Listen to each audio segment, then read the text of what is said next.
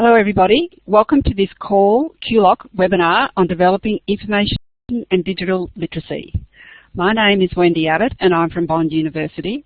As Chair of the CAUL Learning and Teaching Committee, I'm the convener for this webinar. With me is Lynette Woe from Griffith University. Lynette is a member of the QULOC Learning and Information Services Working Party and she's the moderator for today's webinar. I'll now hand over to Lynette who will run through some housekeeping with you. Thanks, Wendy. Just to check everyone can hear me, on the left-hand side underneath your name, you'll see a smiley face and a hand and a tick. If you can hear me, just give me a tick and make sure everyone's okay. Great, I see some ticks coming through. Great. Also, I shall be monitoring the chat window underneath, as you can see underneath your names there. So please type and ask questions in the chat box, and I shall go through a couple of them during the Q&A session. Clicking to my next slide. Also, just to go through some of the webinar rules for today, just to let you know, this session is being recorded, including all audio and chats. And we ask that you turn off your video as it does take up a lot of data and it slows down the webinar. Also, the microphones have been muted, so please do use the chat to ask questions or give feedback. And we do have a Twitter going on today, #InfoDigLit. Also, for those who have logged in as a group or as a university, could you just pop into the chat box the number of participants at your end watching this webinar? It'll just be good for us to know how many people have turned up. Thank you. And over back to you, Wendy. Thank you, Lynette. Well, today we have a packed program of 3 presentations on some exciting developments in information and digital literacy. After each presentation, there'll be a short opportunity to ask questions, and we request you put your questions on chat. We'll read them out for the presenter to answer if time permits. If possible, some of us will be available in the Collaborate room for an additional 10 minutes for further questions if you have time to stay online at the end of the webinar. The presenters have provided their email addresses in their presentations, and you're most welcome to email your questions to the relevant presenter if there's not time for your question during the webinar. I'll now introduce our first presenter, Hester Mountefield.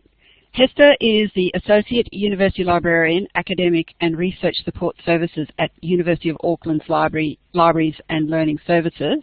Hester is responsible for the provision and ongoing improvement of services and collections to support the teaching, learning and research activities of all faculties.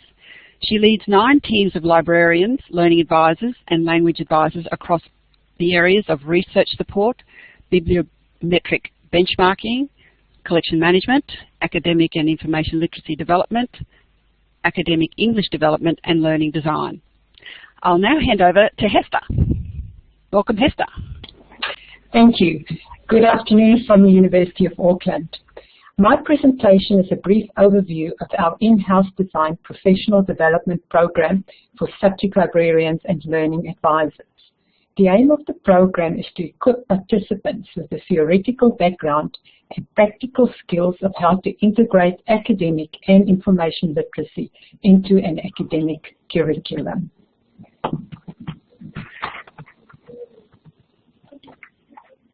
The library was rebranded as Libraries and Learning Services in 2013 after the merger between the library, the Student Learning Centre and the English Language Enhancement Centre.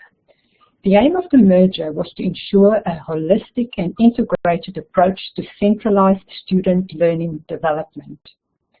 Developing the information literacy skills of students has been a key priority of librarians at the University of Auckland for close to 2 decades.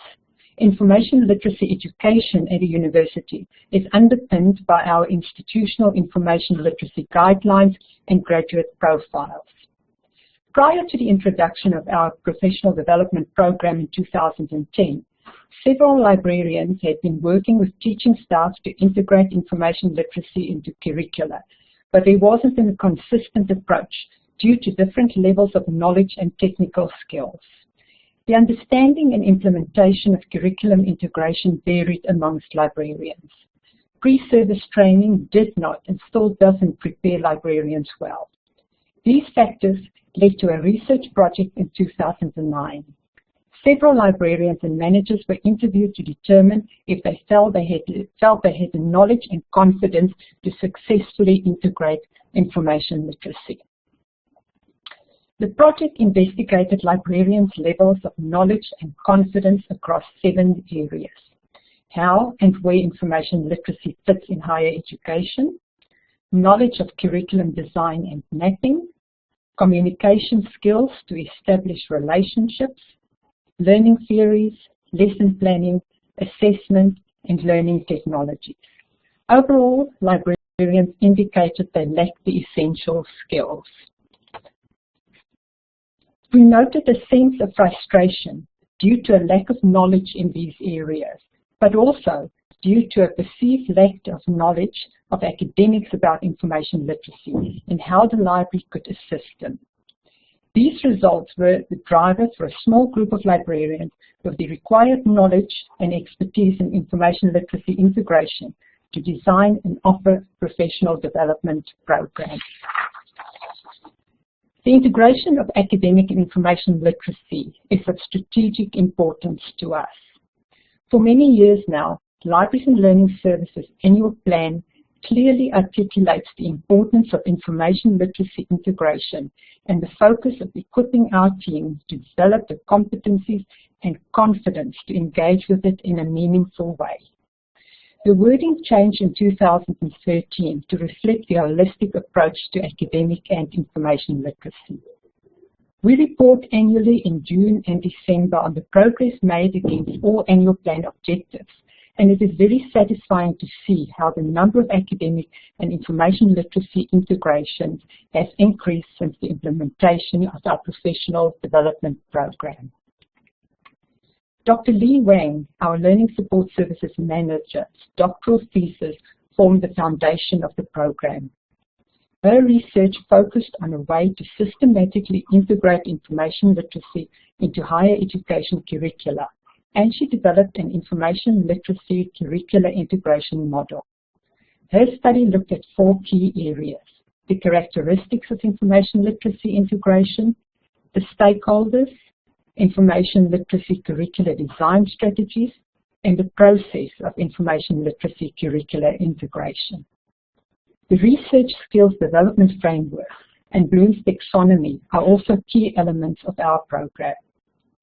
The program was peer-reviewed by Dr. James Secker of the London School of Economics and by Judy Peacock from the Queensland University of Technology. Both reviewers provided valuable comments. The program content and delivery methods are reviewed and revised as appropriate each year. 10 subject librarians participate in the 2011 pilot. The participants were asked to evaluate the program through individual session evaluations, a completion survey, and focus groups. The feedback was positive, and overall the participants found the program very useful and felt much more confident in working with faculty on curriculum integration. The program wasn't offered in 2014 as we needed time to redevelop it to comprise academic and information literacy. The program is facilitated by the Learning Support Services Manager and other senior and experienced Libraries and Learning Services members, and we often call on experts from elsewhere in the university to assist us. This year we had a curriculum design expert from the Faculty of Medical and Health Sciences. Module 1 is an introduction to academic and information literacy at the University of Auckland. The participants use institutional documents such as our information literacy guidelines and graduate profiles and articles as a basis for a discussion with their team member and more experienced members of their team. Module 2 explores different collaborative approaches and techniques for building relationships when working with faculty, peers, and other professional staff within the University of Auckland, and also gives the participants some understanding of the work of an academic. Module 3 allows the participants to analyze a faculty or a school or a departmental curriculum to identify potential courses for academic and information literacy integration. All these modules have several activities that allow the participants to explore various aspects of information and academic literacy integration. Module 4 focuses on the integration of academic and information literacy into the curriculum and the design of integration activities. Participants apply the Research Skills Development Framework and the RANG Academic and Information Literacy Integration module in a course context. Participants familiarize themselves with assessment and evaluation tools used in academic and information literacy teaching and evaluation in Module 5, and this is the module that is fully online and self-paced. And as you can see, many of these modules require a significant amount of reading and also have assessments associated with it. There's an assessment activity at the end of each module for which a template is provided. All the module assessment activities must be done by each participant to successfully complete the program. The participant's team manager gives written feedback on each module and the associated assignment. The value of the assessment task is that participants not only develop knowledge and confidence, they also have the beginnings of a toolkit and a well-developed plan based on a real academic program or subject curriculum that they can present to their teaching staff. So we try and do the same as we try and teach students. We scaffold the learning, and when you look at these assessment tasks, you can see each one built on the earlier one, and then providing the participants a skill set that they can take away and be confident in working with academic staff. All new subject librarians and learning advisors are expected to complete the program, and it is also included in their development plans. More experienced team members are also encouraged to participate in the program. It is a significant time commitment, not only on part of the participants, but also for the facilitators. The participants are expected to attend all the workshops and to complete all the tasks. This year, for the first time, the request to participate in the program exceeded the number that could be accommodated, and we were very pleased to see it. And by the end of this year, we expect to have 24 completions in the program. The program also complements another in-house initiative, the new Presenters Training Program. This is a requirement for all librarians involved in teaching and covers learning theories, teaching styles, teaching skills such as lesson planning and presentation skills. The participants in the new presenters training are required to present 2 10-minute teaching sessions, one of which is recorded. The teaching sessions are critiqued by their peers and by a facilitator from the university's academic development unit. So far, over 70 staff members have completed this program since it was initiated in 2007. So this is the program where we focused on the aspects of presenting. That is not covered in the academic and information literacy curriculum development program. We find the program is meeting its objectives. Participants are far better prepared and more confident to work with teaching staff. This is evident from the growing number of integration activities across all faculties. It has also an additional benefit that we have significantly improved teamwork across a range of teams. We have subject librarians, learning advisors, and language advisors working very closely with academic staff, learning designers, graphic designers, and IT support people.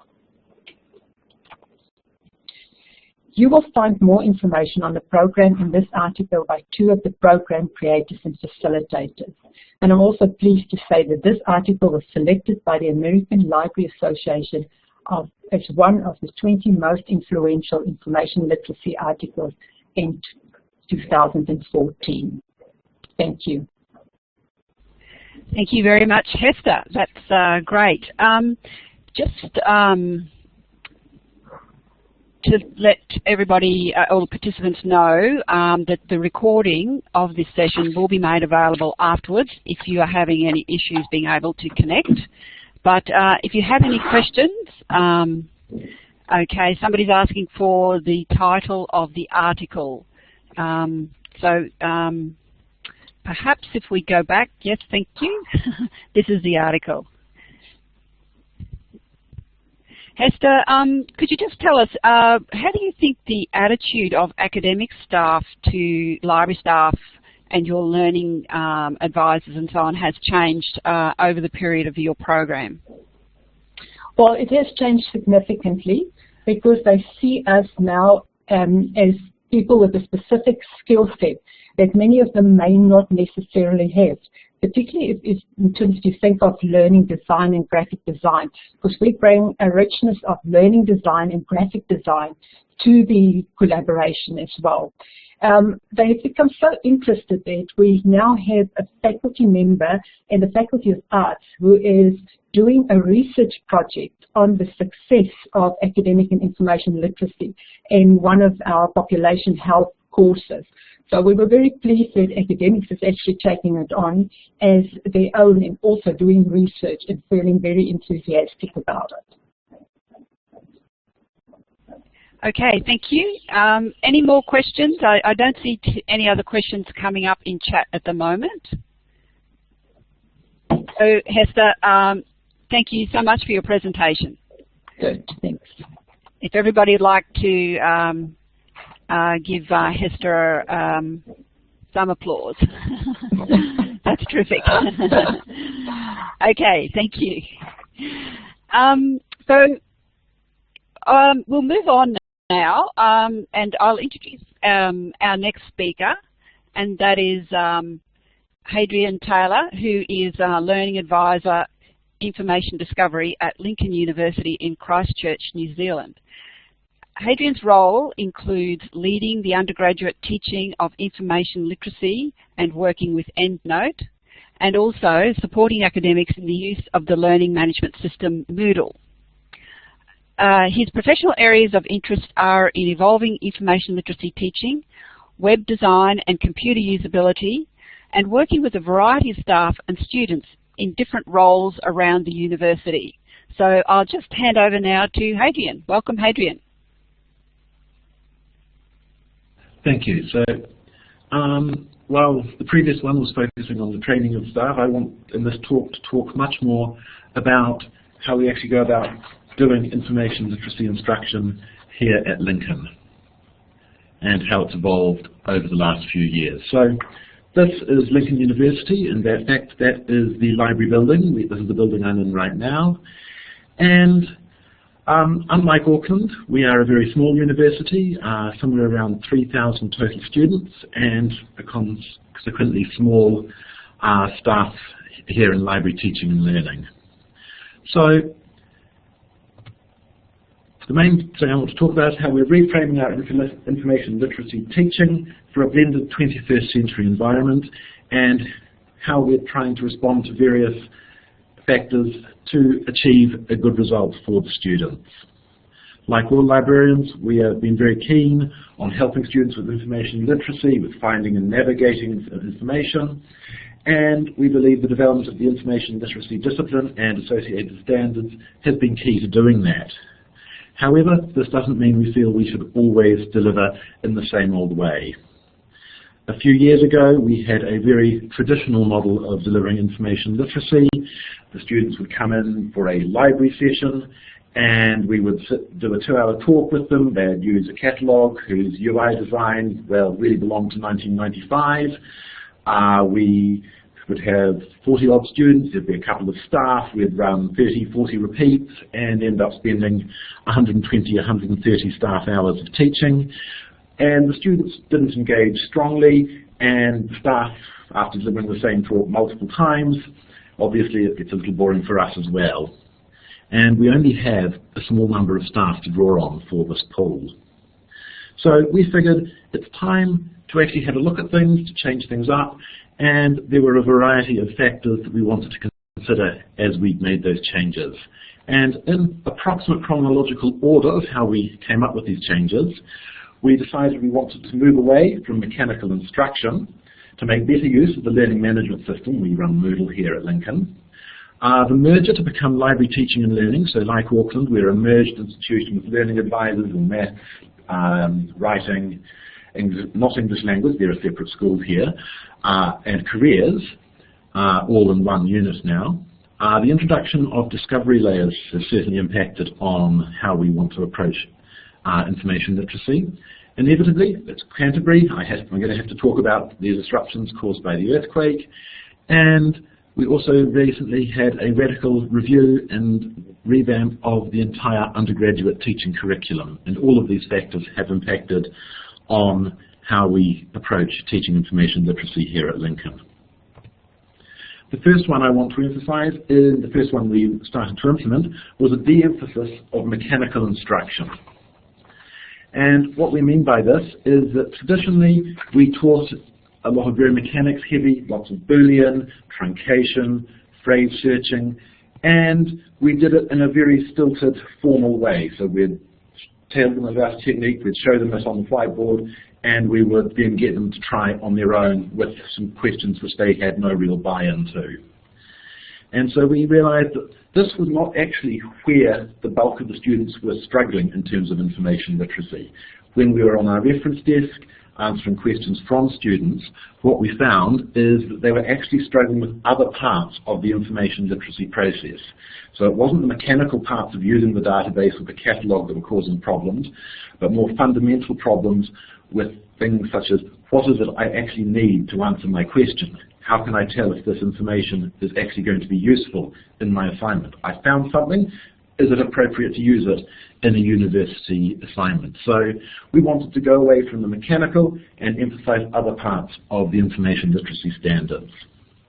So in the past, the picture on the left there, students would work individually, there'd be some talk, we'd talk to them, they'd do their own thing, and it was very individual. The goal, which is the picture on the right, we're not 100% there yet, is for information literacy to be a much more dynamic, a much more active, a much more social activity, and that they actually engage not just with the tutors, but with each other, with a real question that they have actually got a real need to investigate. So ideally, even if we are teaching mechanics, we want it to be maybe a third mechanics, a third on subject analysis and evaluating results, and a third of the time on independent inquiry, where the student takes their own assignment question set by the academics and actually exploring it with the assistance of the librarians. So, even if we do introduce a mechanical thing such as truncation now, we try and again keep it simple and bring it into them with a relatable story. So being an agricultural college, when we're talking about truncation, we might introduce it by talking about bees, beehives, beekeeping, but what happens if we truncate it too short to just B-E-E? What other words might we have find? And of course, being Lincoln students, the first one they normally think of is beer. So the big thing with this particular approach, though, is that we have to work with the academics to make sure that when we get a chance to talk to them, they've actually had a chance to engage with the main assignment question. They've got a real information need. If they've got a real information need, they can take the approaches we are going to talk to them about and actually apply it to a real question. If they don't have a real question, they struggle to think, how can I use this going forward and into the future? So radically de-emphasizing the use of the mechanical instruction, and in fact we no longer really address Boolean at all in our instruction here.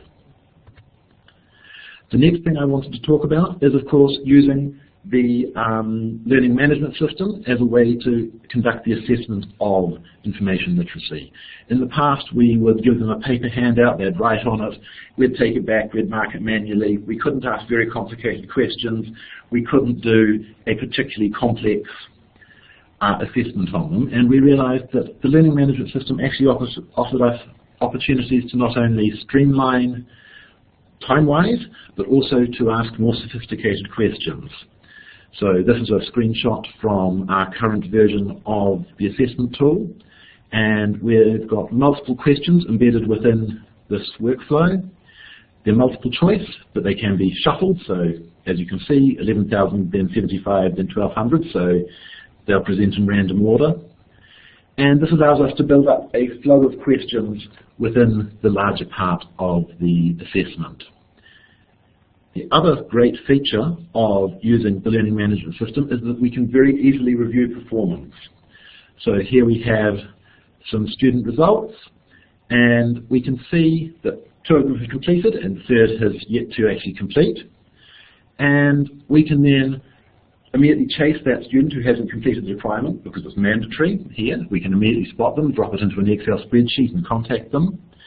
And we can also do some critical reviewing about our own performance as teachers and the instruction material we're providing, because we can analyse each question in its own right to determine, are they understanding it? Are they struggling with this particular question? Can we improve? Does we need to change our teaching of this particular question? So it's a great way for us to review how we actually go about doing the teaching and get some meaningful feedback. Discovery layers in the web have also significantly changed the way we want to approach information literacy teaching.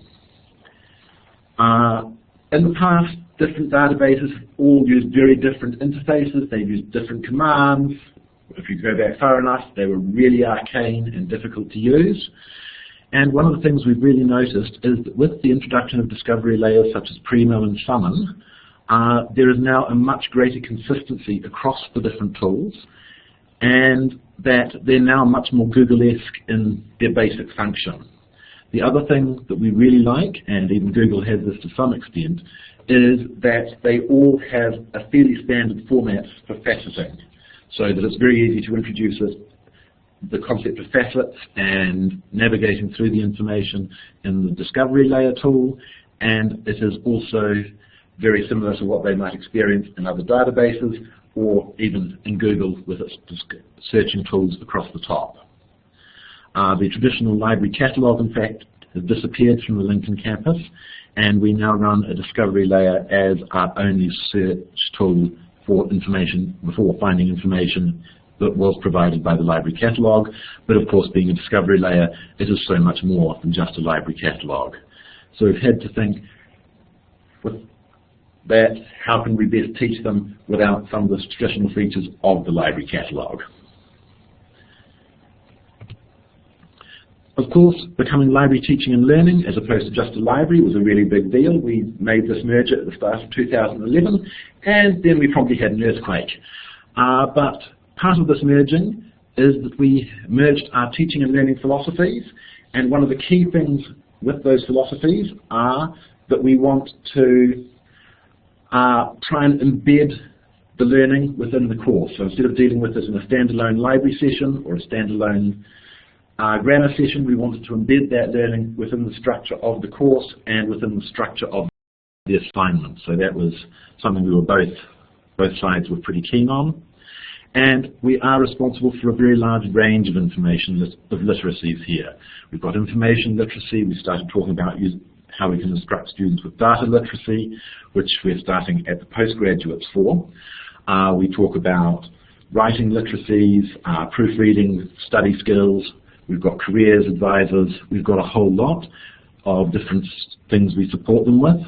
And we also had an initiative that was led through Library Teaching and Learning, which was the Blended Learning Initiative, which is getting academic staff to move away from a traditional chalk and talk or sage on the stage model to providing information in lectures, in notes, online learning activities, and we've tried to model that with the information literacy teaching that we've done here as well.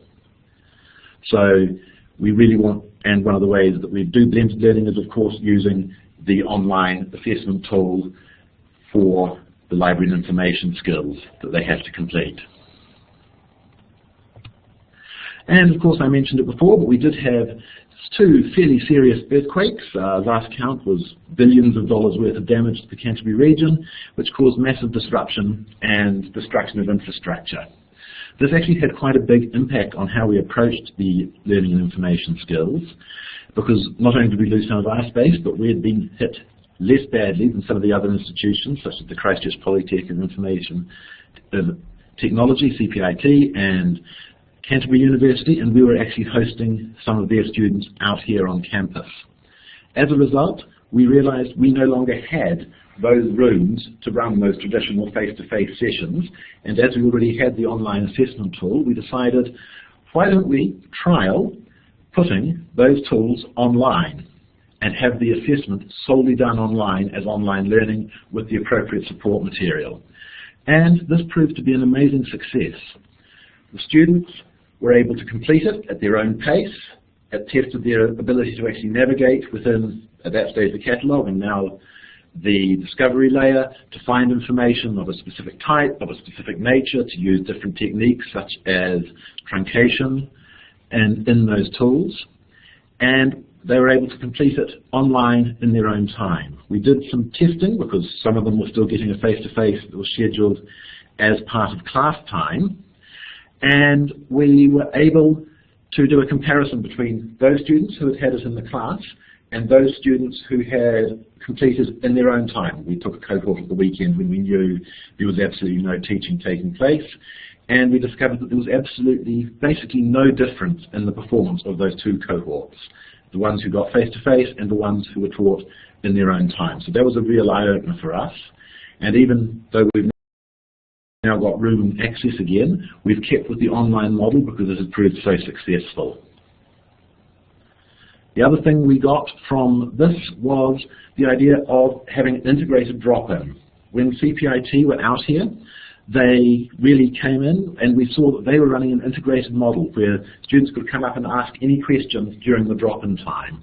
So instead of having a drop-in for this topic or a drop-in for the next topic, it was just open slather, come ask a question at this time, and it was very successful for their students, and we have adopted the same model here where we can run drop-ins where the students can come in and ask about careers, about finding information, about referencing, how to write their assignments, how to work with maths and stats, all to the same drop-in, and we are timetable the staff so that there will always be someone available who can cover those disciplines.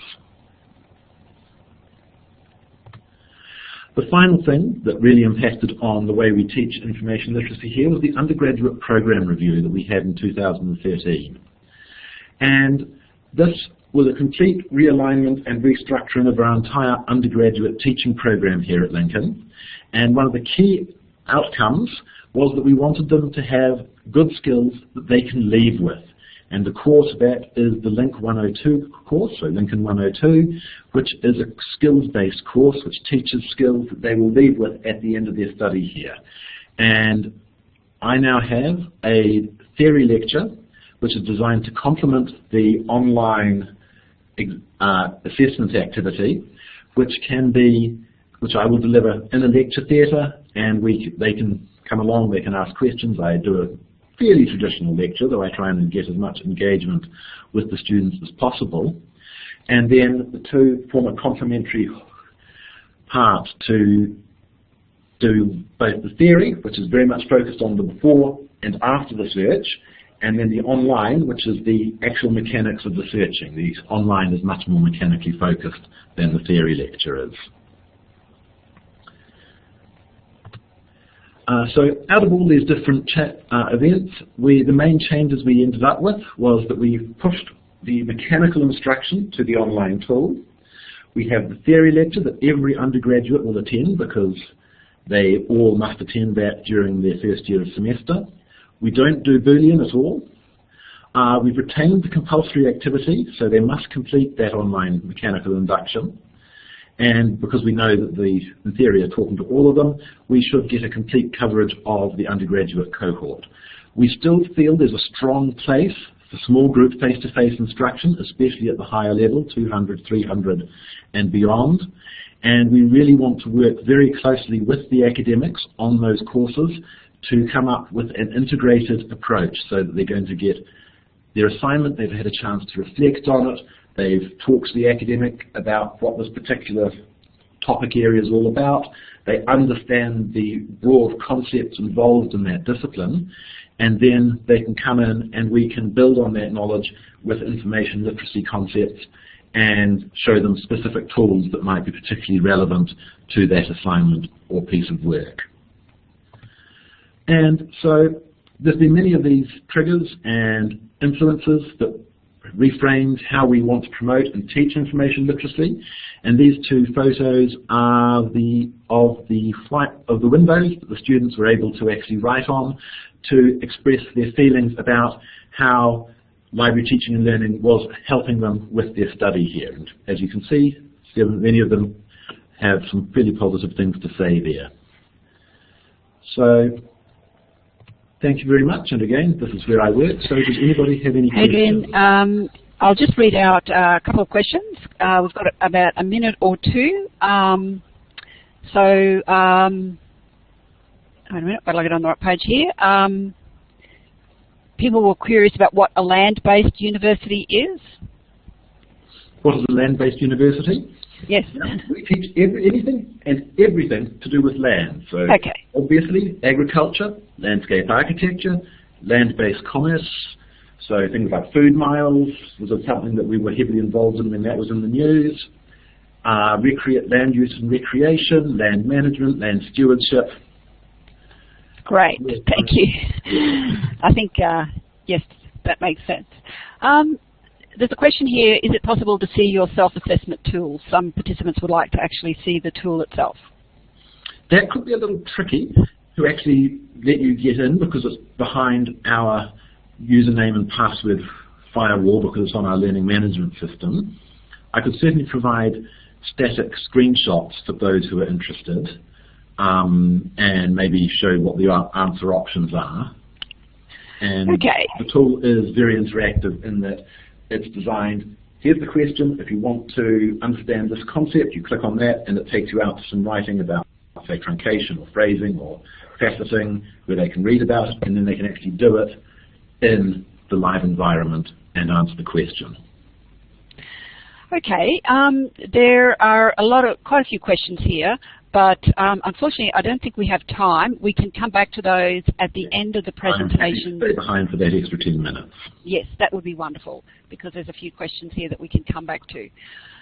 So thank you very much, Hadrian. I think it was a very practical and useful presentation and gives everybody a lot of room for thought. Just give Hadrian a round of applause.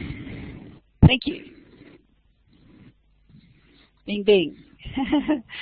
So moving along, I'll now introduce Sue Owen, who is Interim University Librarian at Deakin University in Victoria. Sue has been key lead in Deakin's digital literacy strategy. Its focus is to build capacity and awareness of digital literacy amongst academic staff and researchers and provide learning and development opportunities for students to ensure they are critical learners of quality information, users of quality information and confident in disseminating new knowledge using appropriate technologies.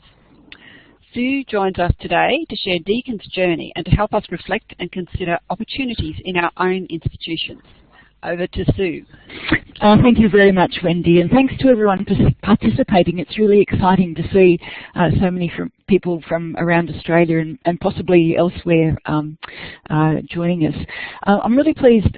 My talk will just complement the wonderful skills building program that Hester's described, and that terrific review and refresh that Lindsay and his colleagues are doing in his university. I'd like to share with you Deakin's initiatives in developing digital literacy, including the creation of a framework and also the role that we've been undertaking in building understanding and integrating digital literacy in learning and teaching at Deakin. I'm going to start by being a little bit controversial, I think, because I feel that for decades, librarians worldwide have been knocking on the door of faculties, offering our information literacy wares, fashioning our offer in different shapes, colours and sizes. And we've built frameworks and standards to help communicate, share and advocate for information literacy. Always aiming for an experiential immersion and integration into students' learning and development. And yet it seems that we rarely seem to bring home the gold. We seem to so often have endless hours of effort and yet don't really get a sustained and a systemic gold medal outcome that might reflect the Olympic levels of input that we put into our programs. And I must say that the work we're hearing about today, I think, is beginning to show that we are getting traction, but for us at Deakin, it's been quite an uphill battle. Where an opportunity arose for us was 3 years ago when Deakin launched Live the Future, Agenda 2020, a really visionary strategic plan. And in it, Deakin's promise is for an education that takes full account of a student's life journey and offers premium engaged learning both online and on campus. And Deakin's offer to students is globally connected education for jobs of the future. And a key element within Deakin's learning and teaching strategy is a well-articulated set of 8 graduate learning outcomes. One learning outcome is focused on discipline content. So that can be anything from nanomaterials to nursing, whatever the discipline is that students are learning. And the other 7 learning outcomes pretty much represent areas of capability that relate to graduate employability. So they cover global citizenship, critical thinking, problem solving, communication, self-management, teamwork, and digital literacy. And while in the past many of our institutions have created standalone lists of graduate attributes, the difference here is that it's a holistic university-wide course enhancement strategy that's requiring course teams to review their mode of teaching, the rigour of their assessment for online environments, and the core of their courses as expressed through well-developed learning outcomes. So the scene is set. With the 3rd graduate learning outcome being digital literacy, the library has an opportunity like never before. And here at Deakin, the graduate learning outcome 3, digital literacy, is defined as using technologies to find, use and disseminate information. So this definition takes account of both an information perspective and a technology perspective, both of which are vital for our global future. Digital literacy is not just information literacy with technology on the side, as it were. Digital literacy has a stronger focus on students using information sources more critically, more creatively, and students learning good techniques for sharing and for effective dissemination of information. So our target is for more work-ready and globally aware, harnessing of information by our students. And the mandatory adoption of graduate learning outcomes in each undergrad course provides the library with an opportunity for delivering digital literacy systemically across the university. So how have we gone about doing this? We've adopted a structured approach to our strategy with lots of connections and interconnected elements, just as we've seen from our previous speakers. At the very beginning, we commissioned a teaching and learning expert to help us by undertaking a rigorous academic literature review to strengthen our own understanding of digital literacy. It confirmed that digital literacy encompasses several literacies: media, ICT, literacies, and at the core, not awesome new technology so much as good information literacy. This work was followed up by an extensive analysis of global digital literacy practices, and it was surprising, but not surprising, but a bit disappointing that few effective initiatives were evident in the higher education sector. And I'm pleased to let you know that these 2 papers are now available through our open access publication, which is called Discourse, Deakin University Learning, Research and Practice, and a simple search engine search of Deakin, Discourse, and the author Pauline Hagel, whose surname is spelled H-A-G-E-L, will quickly locate these papers towards an understanding of digital literacies and what is good practice in the development, assessment and evaluation of digital literacy. And I'm very pleased. I'll be happy to add that to our information after the webinar today. So that was the first thing, was that extensive understanding of what it's about. The second thing we did was to for library managers to undertake extensive workshopping of digital literacy project plans, and we considered lots of existing frameworks. We looked at CAUL, Open University, the Research Development Skills Framework. At the time, ALA was redrafting their IL framework, but none of them really served to address the digital literacy approach at Deakin. And so we had developed a one-page tool, the Deakin University Digital Literacy Framework. The third element of our strategy was to engage stakeholders who were essential to the success of our initiatives. This included our library liaison teams, who've just been absolutely wonderful at building their familiarity and comfort with digital literacy through workshops that they've participated in, and then discussing with their teams, doing a lot of active sharing of solutions on the job.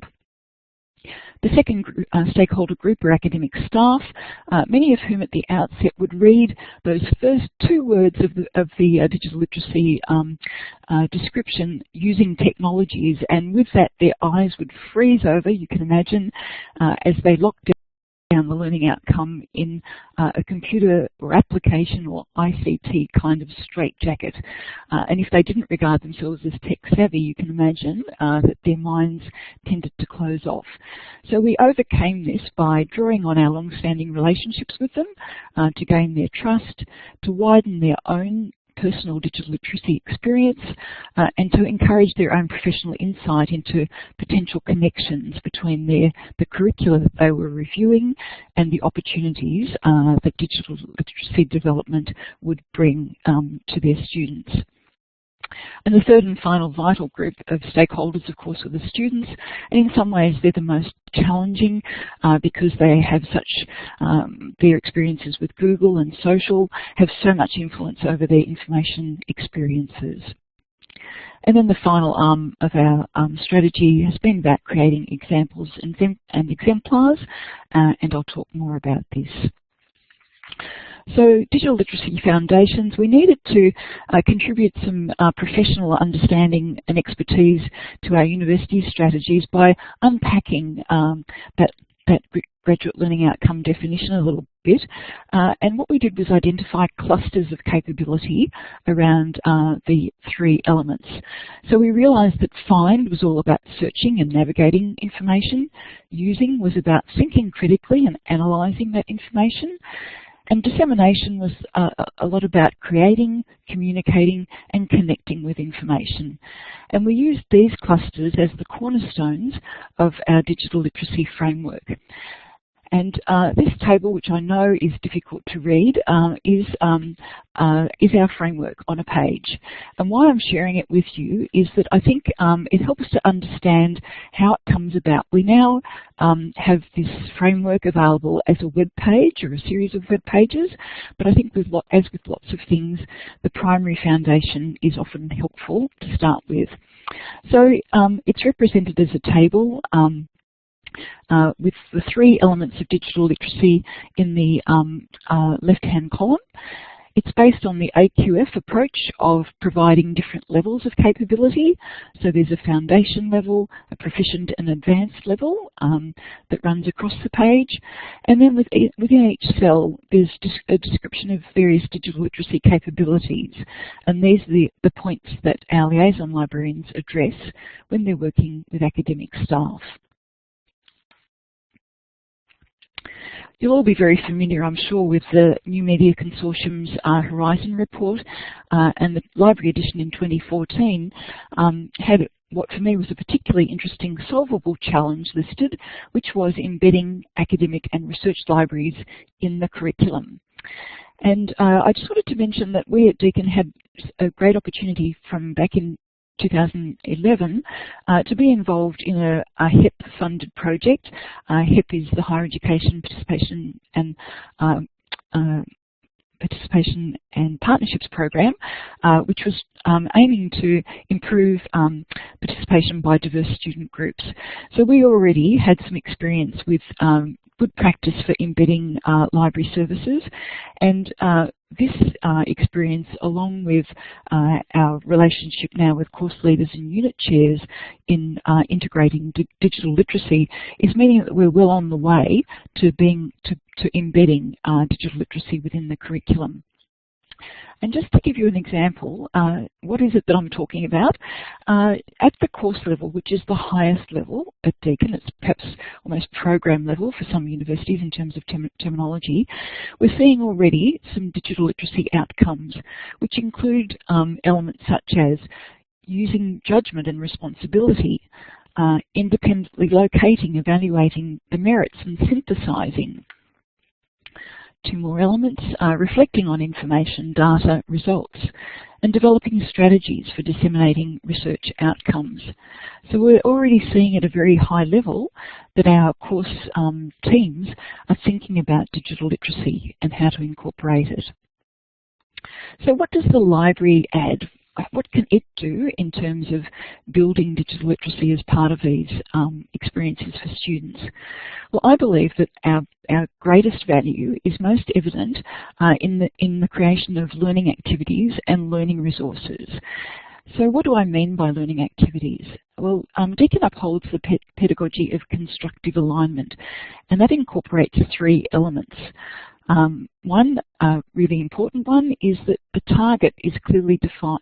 The target is clearly defined through learning outcomes. This is what we want students to learn by the end of their unit. And then facing those learning outcomes is a learning assessment activity or more, which is what students need to complete in order to evidence their learning. So we've got outcomes and we've got assessment. And then the path that students take, the experiences that they have, are the learning activities, the things that they need to do in order to acquire and practice the skills and knowledge, building familiarity and comfort with capabilities, and adopting them as part of their ongoing academic activity. And this is where libraries can really have a very key part. In Australia, actually, the TEXA guidelines require that the ultimate responsibility for course design and coverage, along with student assessment, lies with academic staff only. So for libraries, this is the line in the sand.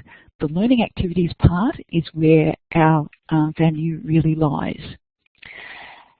So as an example of the learning activities that we've been involved with, I was approached by an academic responsible for an interdisciplinary unit called Communicating Science. He is in education, is in science education, and he works with a lot of science students that need to be able to communicate their knowledge. And he expressed to me a deep frustration that students are notoriously good at using poor information from sources that are totally unreliable. I think this might ring bells with many of us. He stressed to me that more was needed than just the library coming in for one session, and he really wanted to nail the issue by us working together. So we worked out that if we could develop some really engaging activities and resources that would assist students in judging the authenticity and reliability of information resources, that could be a key element for them in being more successful in his unit. We welcome this opportunity, and I'm really pleased to say that the results were significant. As word got around, it ended up that not just this one unit, but 3 other units across the science faculty in first year ended up being involved in different experiences. But this Communicating Science one in particular involved students using web resources. They reflected on and articulated their current use of web content. Then there was a lecture that helped them to analyse websites that were of questionable origin, helping them to note credibility gaps and look for telltale elements that could assist their judgment. They then went away and looked at some websites in groups, presented their analysis to peers who voted on their students' claims, their research, and also their performance. So all through this experience, this learning activity, a number of learning outcomes are being practiced and refined. Each group then had to go away and create their own tool that collected up all the evaluative elements that they'd used and develop some kind of output that would help somebody else to be able to make good decisions on whether or not to trust information that was put in front of them. And the student groups developed flow charts, they developed decision trees, and one group even developed a snakes and ladders exercise for judging authenticity and reliability of information. Then this learning activity then was transferred into a first assignment where students had an assessable assignment where they had to actually assess websites, and the assignment required them to present and produce a media watch style of interaction that presented their outcomes. And I can't say just how involved students were in doing this. I actually attended a tutorial where students were engaging in some of this work, and it was absolutely electric. Our business and law teams have also done a lot of work in the dissemination aspect of digital literacy using Scoop-It, Padlet, Powtoons, and very, very interesting things for them to really engage. So much more engaging, as you can imagine, than just finding 3 scholarly articles. In addition to undergrad courses, our library is contributing to the development of postgrad courses. Most recently, we're contributing to a strategic master's course, and we're part of a course team integrating digital literacy across an entire master's course. So our work goes on and really quite critical. Throughout this adventure, our library staff are also on a journey. They're taking active note of course team feedback, they're gathering evidence and improving their contribution through peer feedback and learning. And we're also very open to new ideas through our deep reflective thinking, our scholarship and effort. We've actually formed a digital literacy community of practice within Deakin, and we've created a Deakin website. If you click on, go to Deakin's website, click on the Teach tile, then there's a whole range now of digital literacy resources and narratives of our experience. We're delivering conference papers and presentations, and we'd like to have a particular shout out to all people perhaps who might be here today or others who've tweeted, liked and commented on our initiatives. We as the library profession have a really exciting adventure ahead in digital literacy. Thank you. Sue, thank you very much. That was great. I can see you're getting a few applause symbols, so very well done. Thank you very much. I guess just quickly a question before we get to 1 o'clock. You've mentioned there just towards the end digital literacy community of practice.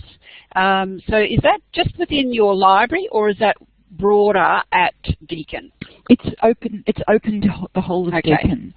And our liaison librarians regularly post to it, and we get comments from across the Deakin community. So what's the medium for your community of practice? We use Yammer, right. Yes. Mm-hmm. Okay. There was another question quickly then, and the question was, how do your academics build student digital literacy development into their course design? Not separate interventions from the library? At the moment, our work is collaborative. We haven't prepared anything that's independent of the library, but we're creating more and more online resources, and so in time we'd expect that there could be things that could be they could use independently, but certainly if people are welcome to go to the Deakin's Teach tile, and then in there there's the digital literacy framework and various other resources that any of our academics are welcome to utilise as well.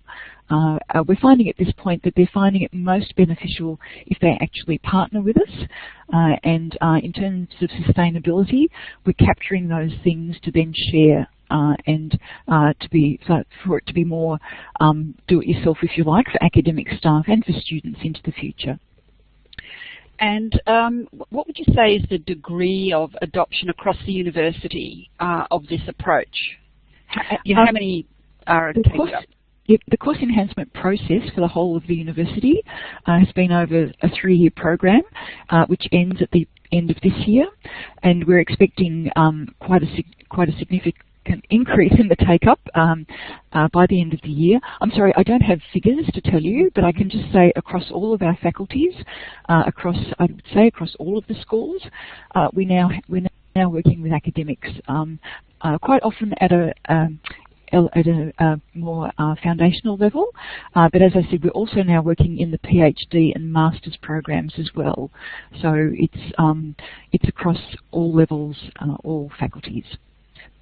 I don't pretend that it's 100%, and I don't know that that would ever be achievable, because there's always new courses, new programs coming on board. But we've got so much more traction than we did in the past. Okay, thank you very much, Sue. Well, we are at the end of the hour, and I'd just like to say a very big thank you to our 3 presenters today.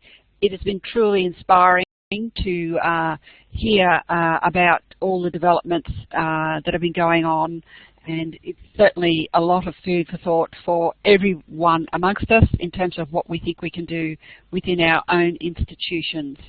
Now, I think we have we do have a survey that we would like participants to fill in. I'll just see if we've got that link ready.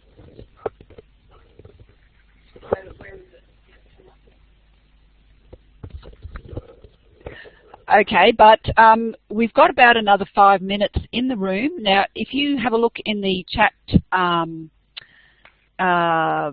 frame, you'll see the link to the survey that we would like you all to fill in after this webinar, so that we can get a sense of suggestions for future seminars. And we're also keen to know if amongst the university library community there is interest in a community of practice across institutions for information and digital literacy, and just how that might work.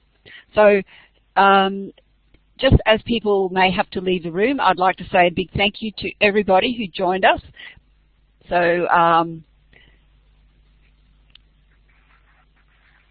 very well done, everybody. And then if there's a bit more time for questions, we can go back to some of the questions that were posed as we talked through.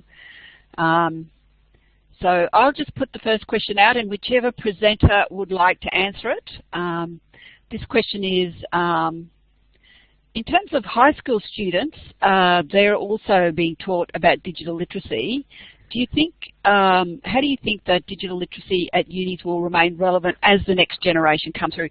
And I think, you know, underpinning this question is the idea that a lot of students feel like they are digitally literate, but we may think differently.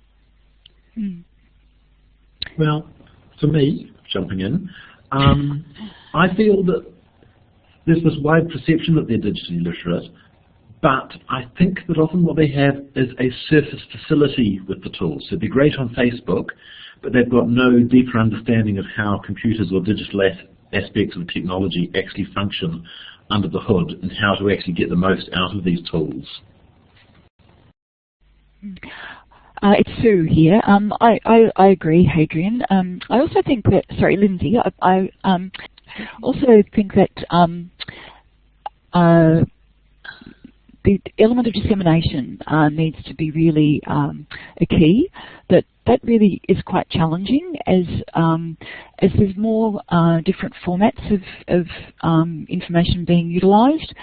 Being able to then not just analyse them, but then synthesise and create and then re-communicate is really quite, I think, a challenge for the future, along with just people's awareness of that really basic element of digital literacy, which is about understanding the different forms of information and all of the sources that are available and need to be referred to. So I feel that there's definitely a future for digital literacy at university level.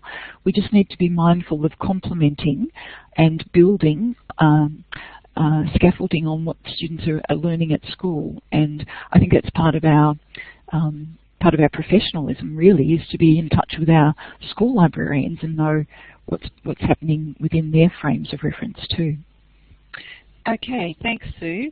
One more question here, and this might be about the last one we have time for. Let me just get this open. And it's about, I've lost the question here. Oh yes, about partnering with faculty. I think at Deakin it sounds like, you know, the whole of university effort to build new courses and a new style of course was the impetus for the library to participate. But perhaps Hester, you could tell us how you approach that particular issue of partnering with academics. In a variety of ways.